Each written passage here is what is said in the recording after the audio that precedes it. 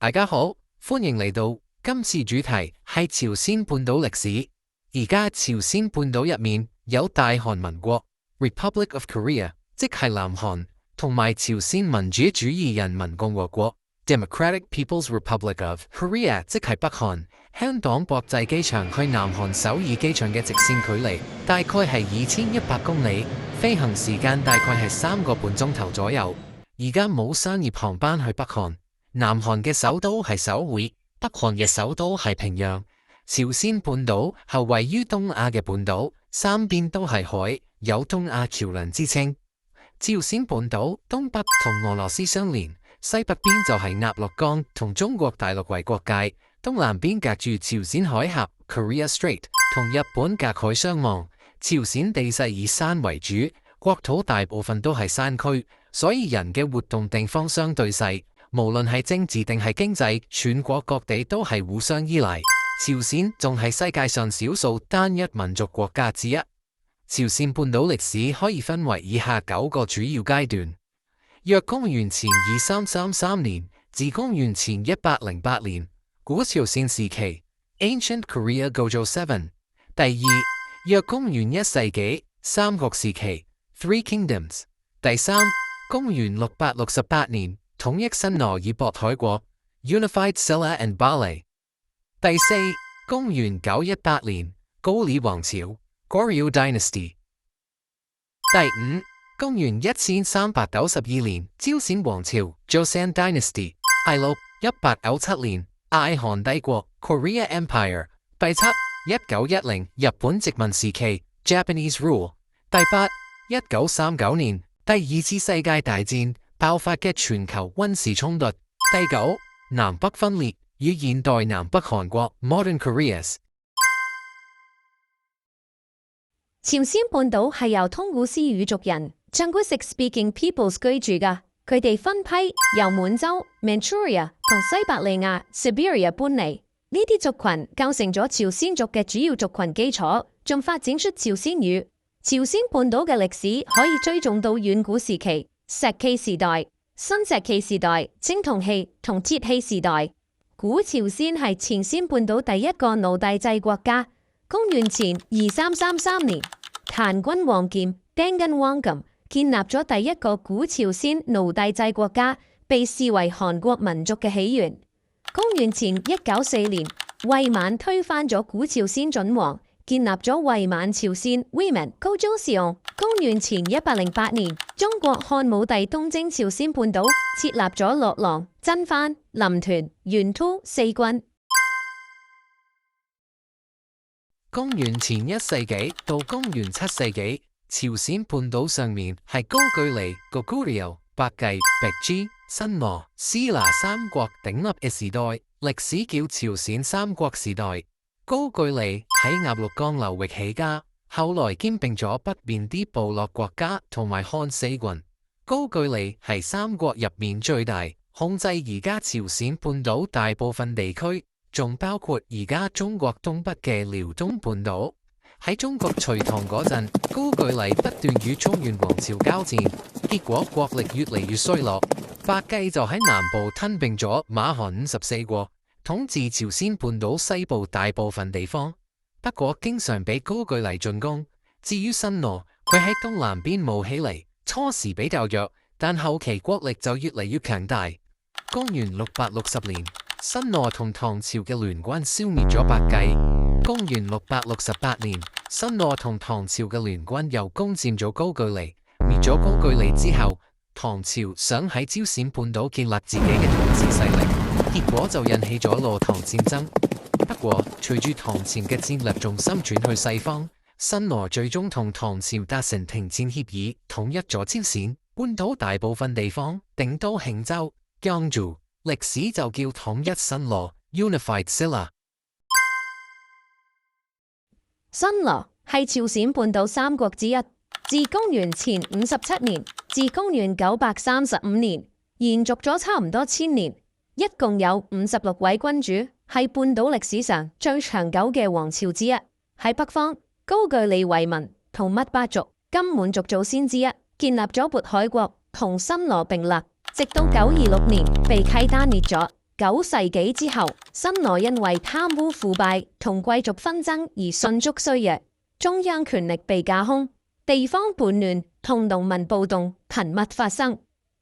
同時，後高句麗同後白繼等新興勢力嘅軍事壓力不斷加大，最終令半島再次分裂成後三國：後高句麗、後新羅同後白繼。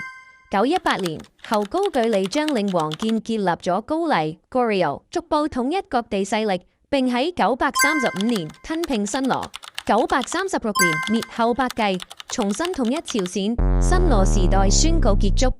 新羅嘅歷史意義好深遠，政治上首次實現半島統一，建立中央官僚體系並強化皇權；文化上吸收唐朝制度同儒學，形成以花廊文化為代表嘅本土傳統；宗教上佛教極盛；社會上完成由氏族向封建體制嘅轉型，為後世國家結構奠下基礎。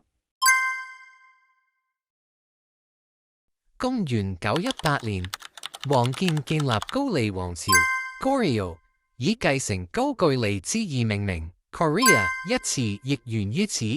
高麗自契祖起至公陽王，共有約34位君主，建都開城，以佛教為國教，統治朝鮮半島近500年。1231年至1259年間，蒙古6次入侵高麗，長期戰爭導致人口急劇減少，土地荒廢，國力衰退，最終高麗被迫臣服元朝，皇室與貴族普遍親元化，國家失去獨立性。末期權臣崔氏家族、李仁任等掌控朝政，國王形同虛設。1368年元朝滅亡後，高麗陷入政治與外交真空。1392年，李成桂廢公陽王，自立為王，建立朝鮮王朝，高麗正式亡國。高麗喺朝鮮半島歷史上有重要意義。政治上，佢喺新羅之後再次實現統一，並用儒家治理國家，建立科舉同文官制度。文化同宗教上，形成儒治佛庫嘅格局，佛教長期興盛。藝術上，高麗青瓷以精湛工藝聞名，被稱為東方青瓷之冠。民族發展上，高麗整合新羅貴族、高句麗同渤海遺民，為朝鮮民族嘅形成奠定基礎。公元1392年，高麗大將李成桂建立朝鮮王朝，統治朝鮮半島超過500年，共有28位君主。喺世宗時期，朝鮮創制咗獨特嘅民族文字，分文正音，即言文 Hangul， 極大推動文化普及。同時，儒教被確立為國家核心思想，逐漸取代佛教，成為主導力量。16世紀末至17世紀初，遭受日本入侵同後金攻擊，朝鮮王朝轉向保守，同埋採取閉關政策。朝鮮後期，兩班階層壟斷土地同官職，使階級固化嚴重。保守嘅儒家思想抑制社會創新，科技同制度落後於鄰國。饑荒、疫病頻發，加上苛捐雜稅沉重，社會矛盾不斷加劇。對外方面，朝鮮長期作為清朝屬國，內交依附中國而缺乏自主性。19世紀之後，日本因明治維新迅速崛起，將朝鮮視為擴張勢力嘅重要目標。西方列強又喺東亞推行通商同侵略。1894至1895年嘅甲午戰爭令朝鮮脫離清朝嘅中藩體系，獲得名義上嘅獨立。1890年，高宗稱帝，建立大韓帝國，朝鮮王朝正式結束。朝鮮王朝嘅歷史意義深遠。政治上以儒家為根本，構建中央集權制度同科舉體系，形成士大夫政治傳統。文化上，儒家倫理深刻影響教育、禮制同社會結構。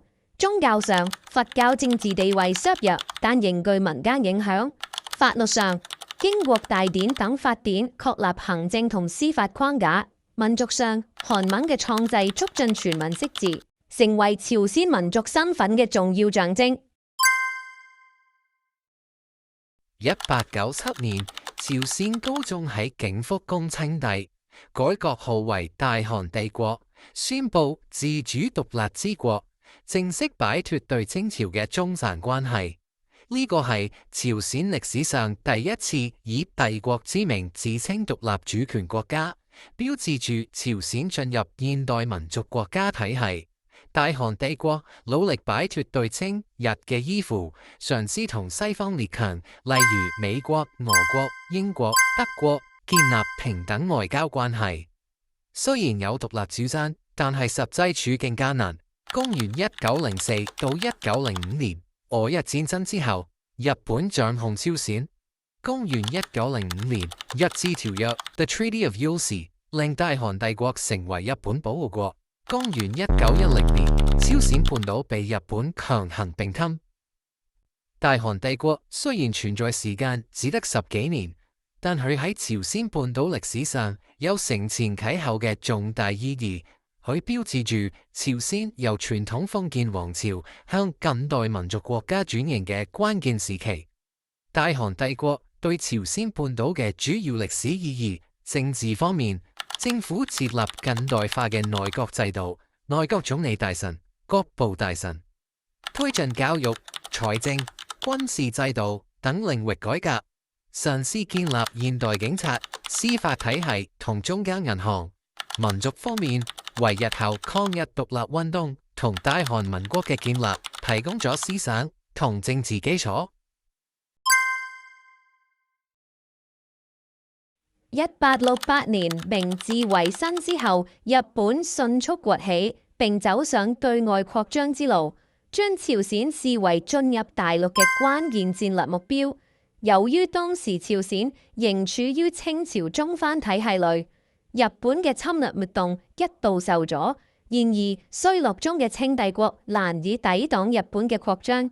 1894年，日本挑起甲午戰爭，中國慘敗，被迫簽訂馬關條約，宣布中朝中藩關係結束，朝鮮名義上獨立，實質落入日本勢力範圍。此後，日本同俄國繼續爭奪朝鮮主導權，並喺1905年日俄戰爭勝利後設立統監府，將朝鮮變成保護國。1910年，日本正式吞併朝鮮，大韓帝國滅亡，半島進入長達35年嘅殖民統治。雖然朝鮮未直接參與第一次世界大戰，但喺日本帝國體系中承擔資源供應同戰略據點嘅角色。日本殖民統治帶嚟深遠影響，負面方面包括壓制朝鮮文化、強制日本化、經濟掠奪同勞動力剝削。所謂嘅邊礎設施建設同工業化推動，亦存在高度爭議。日本對朝鮮半島嘅歷史影響，主要體現喺3個方面。其一，朝鮮成為日本侵華同擴張滿洲嘅軍事基地；其二，殖民統治激發民族覺醒，引發如1919年3·1運動等獨立運動；其三，為二戰後半島分裂埋下根源，深刻影響現代東亞格局。第二次世界大戰，簡稱二戰，係1939年至1945年爆發嘅全球軍事衝突。第二次世界大戰比第一次世界大戰更加殘酷同埋可驚，佢涉及全球絕大多數嘅國家。交戰雙方分裂為軸心國及同盟國集團。軸心國部分係由德國、意大利同日本3國為主要領導，被視為戰爭嘅侵略國。同盟國方面，由英國同埋法國領導。1941年6月後蘇聯加入，1941年12月7日後美國加入，結果於1945年德國及日本相繼投降。日本投降後，朝鮮半島以南由美國軍事政府實行統治，以北則由蘇聯軍事政府實行統治，南北分裂形成。1940年，美國喺聯合國提出朝鮮半島問題，聯合國通過一項決議，要求朝鮮半島舉行自由大選，選出政府之後，佔領軍撤軍。1948年，選舉只喺南部舉行。喺選舉結果嘅基礎上，8月15號，大韓民國宣布成立，李承晚喺美國嘅支持下當選總統。北部反應好快，9月9號，金日成宣布成立朝鮮民主主義人民共和國，贏咗而家嘅大韓民國同朝鮮兩國格局。1950年6月，朝鮮戰爭爆發， 1950年10月19日，中國人民志願軍跨過鴨綠江，開赴朝鮮戰場，與朝鮮人民軍並肩作戰。最終1953年7月27日，中國人民志願軍、朝鮮人民軍聯軍與美國主導下嘅聯合國軍簽訂停戰協議，以38線為界，並由聯合國指派永久中立國瑞士及瑞典駐軍與共同警備區，以監察兩國喺邊境嘅軍事行動。1953年7月27日，韓朝雙方喺板門店簽訂咗以停戰而非和平條約結束。1991年，韓國同朝鮮同時加入聯合國，韓國同189嘅國家建立咗外交關係。直到而家，韓國即係南韓，經歷咗快速工業化同民主化，成為發達國家，但朝鮮即係北韓卻被稱為目前地球上最封閉神秘嘅國家。